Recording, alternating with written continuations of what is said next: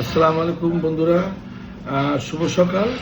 Lecture হাইস থেকে executive chef আমি জাহিদি বলছি। আজকে একটি বিশেষ দিন। এই বিশেষ দিনে আপনাদেরকে আমরা একটি বিশেষ প্রতিপাদ্য নিয়ে কথা বলি। আমি জাহিদি, আমার প্রচেষ্টা হচ্ছে মানুষ সুস্থ থাকুক খাদ্য নিয়ে। তো খাদ্য নিরাপদ রাখার, সেই জন্যে খাদ্যটাই নিরাপদ রাখতে হবে, আর আপনি নিরাপদ খাদ্য খাইতে হবে। প্রচুর পরিমাণে গরম পড়ছে, বৈশাখী। তো এই বৈশাখীর ভিতরে আপনি নিরাপদ খাদ্য খান এবং আপনি নিরাপদ থাকুন এবং আপনার পরিবার নিরাপদ থাকুন। সেক্ষেত্রে আমরা এই নিরাপদ থাকার জন্যে প্রথম শর্ত হচ্ছে নিরাপদ খাদ্য ব্যবহার করার 5টি পদ্ধতি আছে, আপনারা জেনে নিন। 1 নম্বর পদ্ধতি হচ্ছে পরিষ্কার পরিচ্ছন্নতা।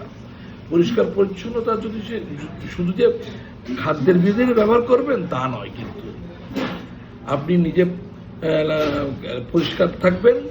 আপনার যেই জায়গায় খাদ্য বানাবেন ওই জায়গাটা পরিষ্কার থাকতে হবে এবং আপনার খাদ্যটা ভালো করে পরিষ্কার পরিচ্ছন্ন করে নিতে হবে রান্না করার পূর্বেই। আচ্ছা, 2 নম্বর আছে কাঁচা খাবার আর রান্না করা খাবার এক জায়গায় রাখা যাবে না। ভেরি টেকনিক্যাল জিনিস। এক জায়গায় রাখলে কাঁচা খাবারের ভিতরে কিছু ব্যাকটেরিয়া থাকে, লাইভ ব্যাকটেরিয়া। ওই ব্যাকটেরিয়া রান্না করা খাবারে চলে যাবে। আপনি তো মনের সুখে রান্না করা খাবার আপনি বের করে গরম করে খেয়ে নেবেন, বা সব অসুস্থ হয়ে যাবেন। আচ্ছা, 3 নম্বরটা হচ্ছে সঠিক তাপমাত্রায় খাবার রান্না করতে হবে। এইটা আপনাদেরকে জানতে গেলে এটা অনেক বড় সেশন। তো বাংলাদেশে অনেক ছোট বড় অনেক ইনস্টিটিউট আছে, তাদের কাছে থেকে একটা শর্ট কোর্স লিসেনিং নিতে পারেন আপনারা। দেখি আমরা একটা ফ্রি সেশন রাখতে পারি কিনা। আচ্ছা, সঠিক তাপমাত্রায় রান্না করা। 4 নম্বর হচ্ছে সঠিক তাপমাত্রায় খাবার সংরক্ষণ করা। এটাও একটা টেকনিক্যাল জিনিস। এই টেকনিক্যাল জিনিসটা আমরা আমাদের কাছে একটা লিসেনিং নিতে পারেন, যে কোন খাবার কোন তাপমাত্রা রাখা যায়, কোন খাবার কোন তাপমাত্রা রান্না করতে হবে, এবং সেই তাপমাত্রা আপনি বুঝবেন কিভাবে এটা। আর যেরকম আমরা বলি যে ডেঞ্জার জোন কি।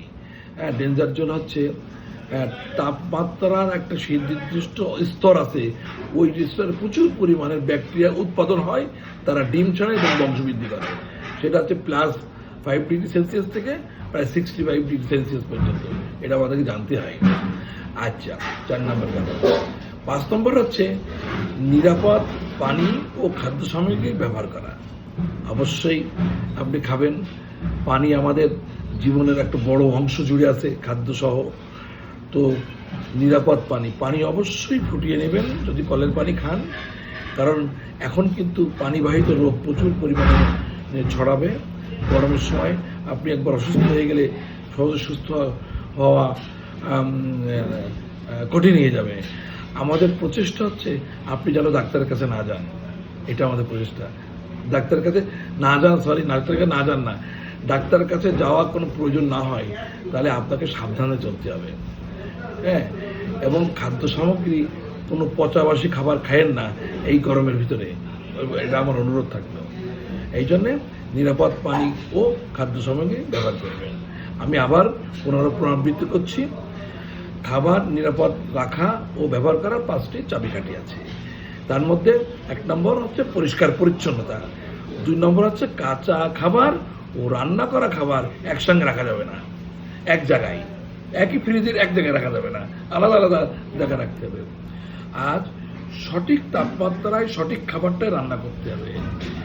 আচ্ছা, 4 নম্বর হচ্ছে ওই রান্না করা খাবার বা কাঁচা খাবার সঠিক তাপমাত্রা রাখতে হবে। যেরকম মাছ মাংস রুমের ভিতরে রাখলে বুঝে যাবে, তাকে ডিপ ফ্রিজে রাখতে হবে। আবার যদি সবজি ডিপ ফ্রিজে রাখেন ওটা নষ্ট হয়ে যাবে, খাইতে পারবেন না, এটা তাকে চিলারে রাখতে হবে।